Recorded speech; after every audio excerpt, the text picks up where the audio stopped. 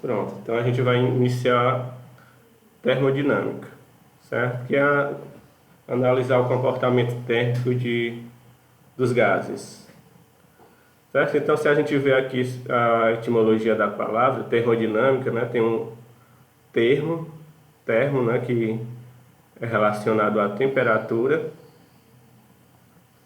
A gente já viu, né, que a temperatura mede o grau de agitação das partículas de um corpo.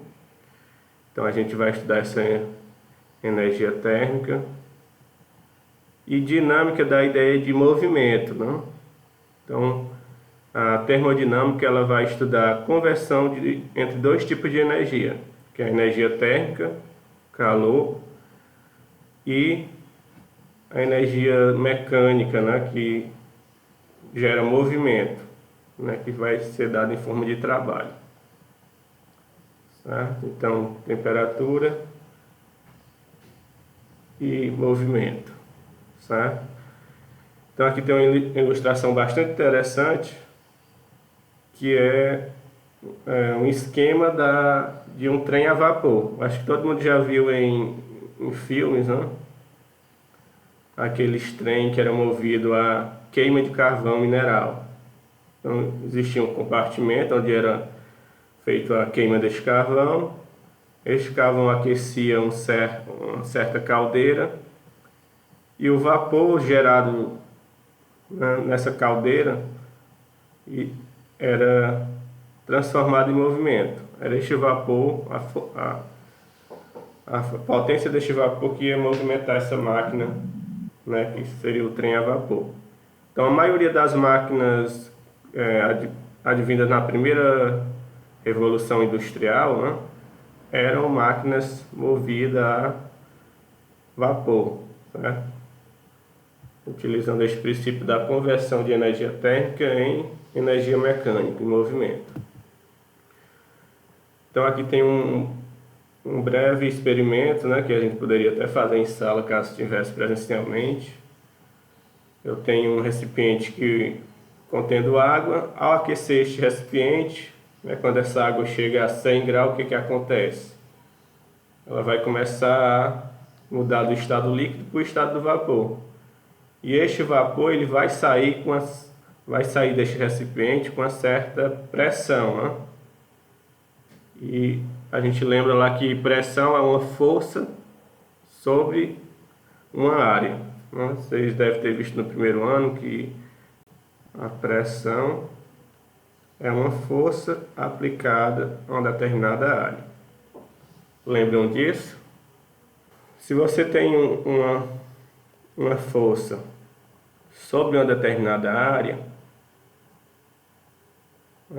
tem aqui um bloco de cimento, né, aplicado em uma determinada área.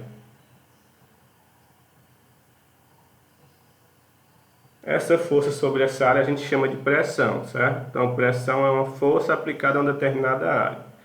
Então, quando a gente vê aqui, né, que a área está dividindo, então quanto maior for a área, quanto maior o número que você divide, menor é o resultado. Então, a pressão é inversamente proporcional à área. O que quer dizer isso? Quanto menor a área, maior vai ser a pressão sentida naquele ponto. Acho que com certeza vocês viram isso quando estudaram fluido, né? Aqueles elevadores hidráulicos. No primeiro ano eu acho que vocês viram isso. Você consegue levantar um carro aplicando uma força numa área reduzida. Essa força vai ser transmitida pelo líquido. Então, com uma pequena força aqui, você consegue levantar objetos de grandes proporções, devido a essa transferência de força pela área, né? Então, quanto menor a área, maior vai ser essa pressão. Então, é basicamente este conceito que a gente vai precisar de pressão, certo? Então, por que se uma pessoa pisar no seu pé com a ponta de um tênis e outra pessoa, uma mulher pisar com o bico do salto alto, O que você acha que a dor vai ser mais intensa em qual situação? Isso, com o bico do salto alto, porque o bico do salto alto tem uma área bem menor do que a solado de um tênis, né? Então é justamente por este efeito, devido à pressão, ela ser inversamente proporcional à área. Quanto menor a área, maior vai ser a pressão exercida, certo? Então, só introduzindo alguns conceitos, a energia na natureza, a gente disse que a energia é uma constante. O que é isso? Viram lá no primeiro ano, energia cinética, que é uma energia de movimento. Vocês viram também energia potencial gravitacional, né, no primeiro ano. Todo corpo que está a uma determinada altura do Sol, ele tem essa energia potencial gravitacional. Vocês devem ter visto também energia elástica. Em uma mola, ela tem uma energia potencial elástica. Então, há vários tipos de energia, né, que a gente usa no nosso cotidiano. Energia elétrica. Então, existem vários tipos de energia. Um tipo de energia pode se converter em outro, mas essa energia total, ela não se modifica. Então, a energia que tinha no universo desde a criação, ela é a mesma até hoje, né? Então, pode haver esse tipo de conversão, mudança de um tipo de energia para outro. Então, quando a gente usa um eletrodoméstico, a gente está convertendo muitas vezes, né, energia elétrica em energia mecânica, né, energia cinética de movimento, por exemplo, num liquidificador. A energia elétrica está sendo convertida em energia cinética. Ou quando eu ligo uma churrasqueira elétrica, eu estou convertendo energia elétrica em energia térmica, certo? A energia ela pode ser convertida, mudar de um tipo de energia para outro, mas a soma dessas energias ela sempre vai ser constante, vai ter o mesmo valor. Então, sempre que eu falar em sistema aqui em termodinâmica, é uma parte do universo que eu estou estudando. Por exemplo, se eu quero dizer que essa sala onde eu estou é um sistema, né? Então, ela vai ser o meu objeto de estudo. E tudo que está fora dessa sala seria o que eu chamo de vizinhança, certo? A parte externa a este meu sistema é a vizinhança. E essa vizinhança mais ao meu sistema a gente chama de universo. Como eu já tinha falado, a energia do universo ela é constante. Então este meu sistema, este meu objeto de estudo, ele pode ser um sistema aberto, né? O meu sistema está interagindo com a vizinhança, aqui nessa minha primeira ilustração. Ele pode ser um sistema fechado, né? Eu confinei ali dentro daquele meu, a minha parte que eu vou estudar, um certo gás, né? Então tem um sistema fechado. Este meu sistema fechado ele pode receber energia da parte externa, da vizinhança. Por exemplo, eu posso aquecer aqui, colocar uma chama aqui e aquecer este gás, certo? Então vai ser transferido energia da parte externa para o meu sistema fechado. E eu posso ter também um sistema isolado. Está ilustrando aqui por essa garrafa térmica, né? O sistema isolado ele não permite que eu forneça energia da parte externa, certo? A energia ela vai ser contida dentro do meu sistema. Então a gente vai estudar agora os gases, né? E um gás, como a gente viu, as moléculas no gás, essa força que une essas moléculas é bem fraca, né? No sólido essa força é bem forte, as moléculas são bem unidas, por isso eu tenho um volume bem definido e uma forma bem definida. Quando passa para o líquido, essa força já diminui, né? Essa força que une as partículas diminui. E como consequência disso, o líquido ele não tem uma forma bem definida, ele vai ocupar a forma do meu recipiente que eu coloco o líquido, mas o volume ainda é bem definido. Se eu pego 1 litro d'água, e coloco em vários recipientes, aquele meu volume vai continuar sendo 1 litro. Já nos gases, né, essa força que mantém as partículas unidas é bem fraca. Em consequência disso, ele não vai ter nenhuma forma bem definida e nem um volume bem definido. Então, se você libera um gás em um ambiente, ele vai ocupar toda a forma daquele ambiente e todo o volume daquele ambiente, certo? Então, se a sala tiver uma área de 5 metros quadrados, né? Ele vai ocupar todo aquele recipiente. Se você colocar num ambiente maior, ele continua ocupando todo o volume daquele ambiente. Alguém queria perguntar alguma coisa? Dúvidas até aqui? Então vamos lá, continuando, pessoal. Então a gente vai trabalhar com gases ideais. O que é gases ideais? É um modelo, certo? Onde as partículas elas são de mesma natureza, mesmo tamanho. Então essas equações da termodinâmica elas funcionam bem para esses gases ideais, certo? Então uma boa aproximação de um gás ideal seria o gás monoatômico. O que é um gás monoatômico? É aquele composto de um único tipo de átomo.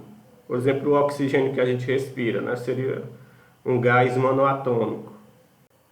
Então, para definir o comportamento térmico de um gás, a gente precisa de algumas variáveis, né, que a gente chama de variáveis de estado, certo? Então, o comportamento térmico de um gás ele vai ser ditado pelas essas variáveis de estado. Quais são elas? O volume, né, que aquele gás está ocupando, a pressão exercida naquele gás ou pelo gás e a temperatura, certo?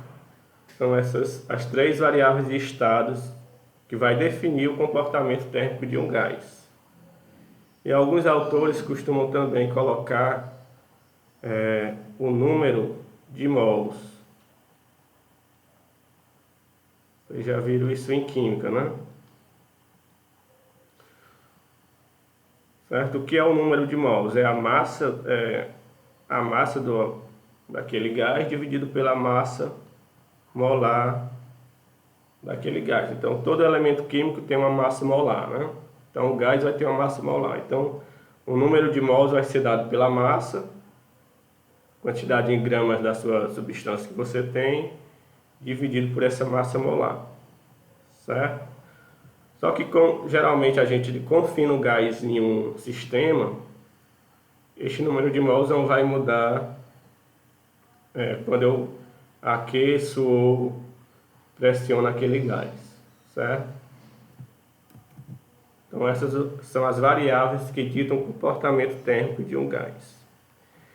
E como essas variáveis estão relacionadas? Então essas variáveis elas estão relacionadas pela equação de Clapeyron, que é também chamada equação de estado dos gases perfeito. O que diz essa equação? Se eu pegar o produto, pressão vezes volume, e dividir pela temperatura do meu sistema, isso daqui vai ser o produto do número de mols vezes uma constante universal dos gases, certo? Aqui está o valor dessa constante nas unidades do sistema internacional. Quando a gente fala em constante é um número, né? Então este é o valor deste meu R, dessa minha constante dos gases perfeitos. Se eu passar este T para o outro lado, fica PV igual a N RT.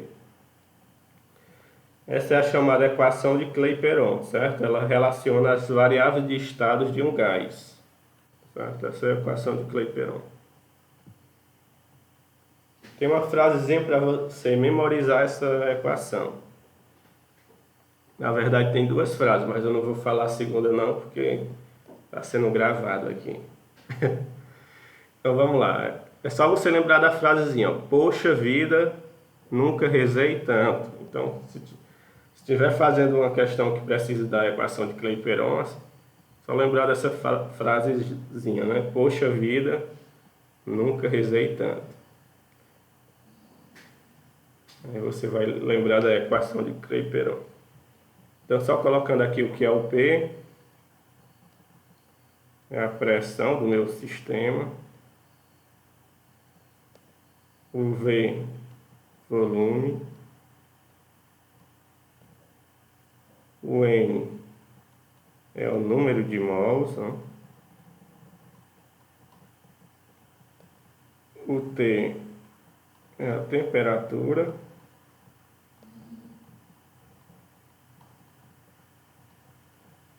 E o R é essa constante universal dos gases.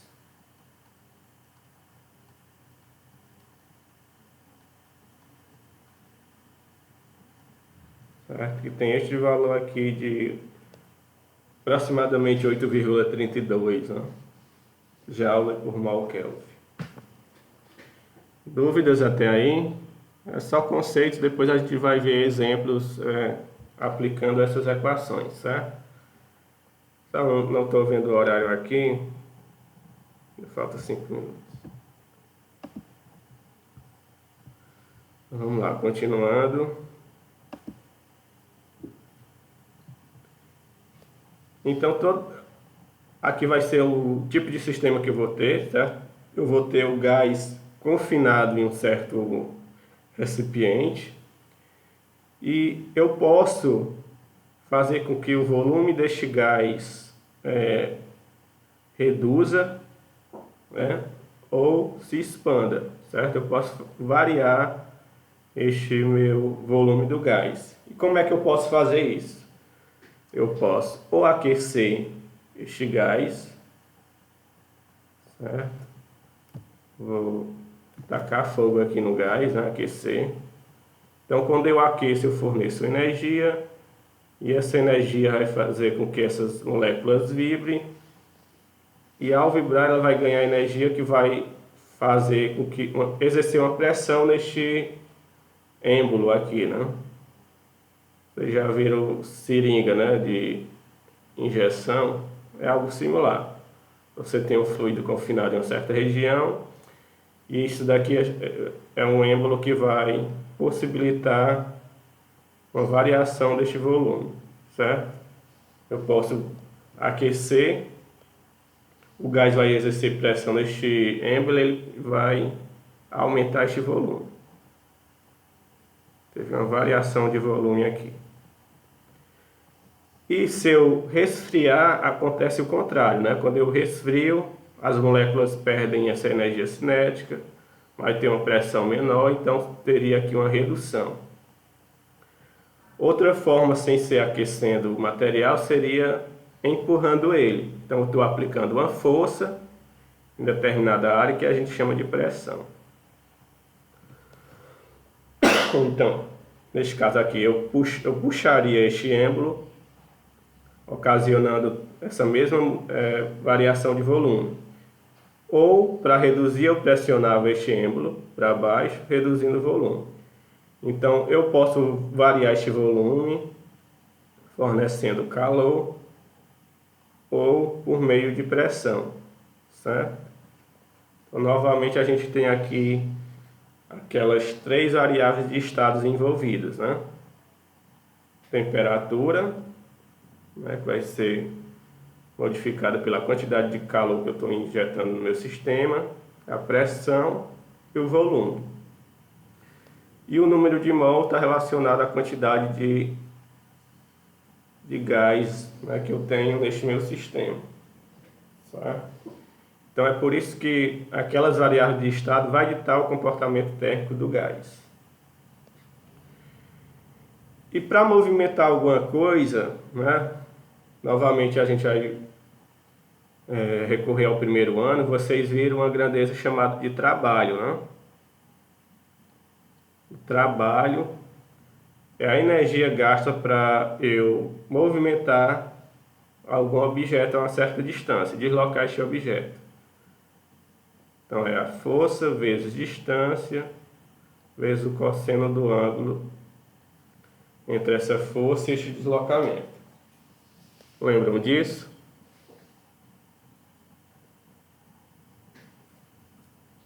Certo.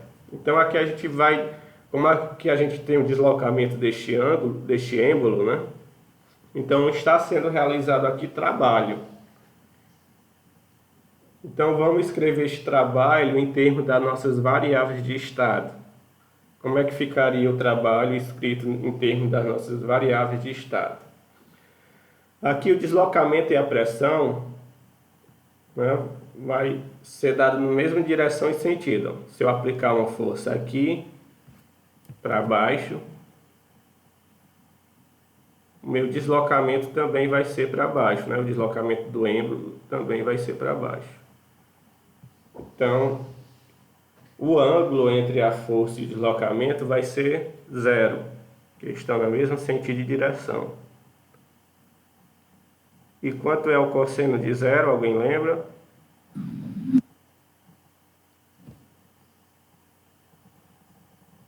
Vou só encerrar este raciocínio aí.